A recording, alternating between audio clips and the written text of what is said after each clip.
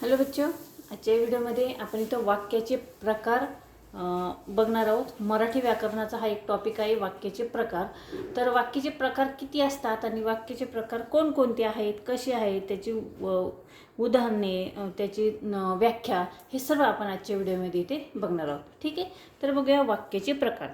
वाक्याचे प्रकार किंवा अर्थ हे चार असतात। एक आहे विधानार्थी वाक्य, दुसरा आज्ञार्थी वाक्य, तिसरं प्रश्नार्थी वाक्य आणि चौथा आहे उद्गारार्थी वाक्य।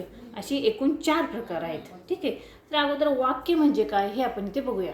बघा, मराठी व्याकरणात नेमका कोणता भाव व अर्थ व्यक्त करते, मराठी व्याकरणामध्ये वाक्य नेमका कोणता भाव व अर्थ व्यक्त करते, यावरून वाक्याचे प्रामुख्याने चार प्रकार पडतात।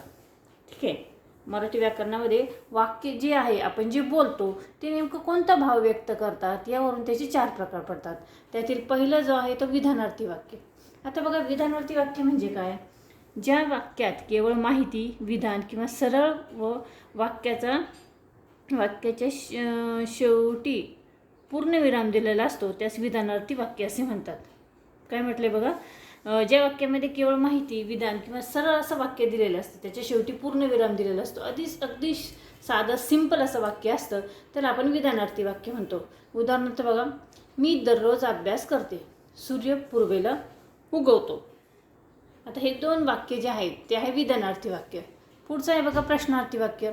आता प्रश्नार्थी वाक्यात काय म्हटलंय की ज्या वाक्यात काहीतरी प्रश्न विचारलेला असतो आणि वाक्याच्या शेवटी प्रश्नचिन्ह दिलेलं असतं, वाक्याच्या शेवटी प्रश्नचिन्ह दिलेलं असतं, त्याला आपण प्रश्नार्थी वाक्य असं म्हणतो।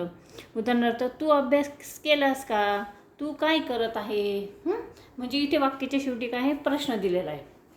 ठीक आहे, त्यानंतर पुढचं आहे आज्ञार्थी वाक्य। आता आज्ञार्थी वाक्य म्हणजे काय?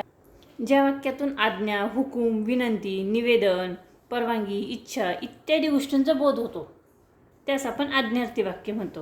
म्हणजे कुठल्याही गोष्टीची आपण आज्ञा केलेली आहे किंवा काहीतरी ऑर्डर दिलेली आहे, विनंती केलेली आहे किंवा आपली इच्छा सांगितली आहे किंवा परवानगी घेतलेली आहे, तर त्या वाक्याला आपण आज्ञार्थी वाक्य म्हणतो। उदाहरणार्थ बघा, कृपया मला तुमचे पुस्तक द्या किंवा कृपया मला तुमचे पुस्तक मिळेल का, अशा पद्धतीने। आणि दुसरं, वर्गात शांतता राखा। ठीक आहे, आणि त्यानंतर चौथं जे आहे ते आहे बघा उद्गारार्थी वाक्य। आता उद्गारार्थी वाक्य हे ओळखण्यासाठी खूप सोपं असतं। ठीक आहे, ज्या वाक्यात आपल्या मनातील तीव्र भावना म्हणजे आनंद, दुःख, घृणा, आश्चर्य इत्यादी या उत्स्फूर्तपणे व्यक्त होतात व त्या वाक्याच्या शेवटी, वाक्यात उद्गारार्थी शेवटी किंवा मध्ये उद्गारार्थी चिन्ह वापरलं जातं, त्यास उद्गारार्थी वाक्य असे म्हणतात। उद्गारार्थी वाक्य ओळखण्यास खूप सोपं आहे की उद्गारार्थक जे चिन्ह आहे ते त्या वाक्य दिसलं म्हणजे ते वाक्य कसं आहे, उद्गारार्थी वाक्य आहे। इथे उदाहरणार्थ बघा, किती मोठा साप आहे। ठीक आहे, आणि पुढचं बघा, वाह किती सुंदर चित्र आहे। या पद्धतीने उद्गारार्थक चिन्ह दिलेलं असतं।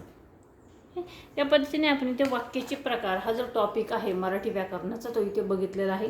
तर हा मी माझ्या मुलीला शिकवला होता, तर तिने तिच्या पद्धतीने बघा इथे लिहिलेला आहे। आणि तो मुद्दा म्हणून मी तुम्हाला इथे तोच लेसन इथे काय घेतलेला आहे की तिच्या ज्या छोटे छोटे चुका झालेल्या आहे, ज्यावेळेस आपण शिकवतो मुलांना समजतात, पण ज्यावेळेस लिहायला आपण सांगतो त्यावेळेस त्याच्या छोट्या छोट्या चुका इथे झालेल्या आहेत। तर ते तुमच्या लक्षात आलं असेल की तिच्या व्याकरणाच्या लिखाणाच्या काही चुका आहेत, तर त्या चुका सुधारून तुम्हाला परत ही जी मी वाक्य दिलेले आहेत ते परत लिहायचे आहेत, जेणेकरून तुमचा देखील अभ्यास हा व्यवस्थित होईल। ठीक आहे, तर मेन लक्षात घ्या, वाक्याचे चार प्रकार आहेत, विधानार्थी, आज्ञार्थी, प्रश्नार्थी आणि उद्गारार्थी वाक्य। आणि कसे असं ओळखायचे, उदाहरणं कशी असतात ते मी तुम्हाला इथे सांगितलेलं आहे।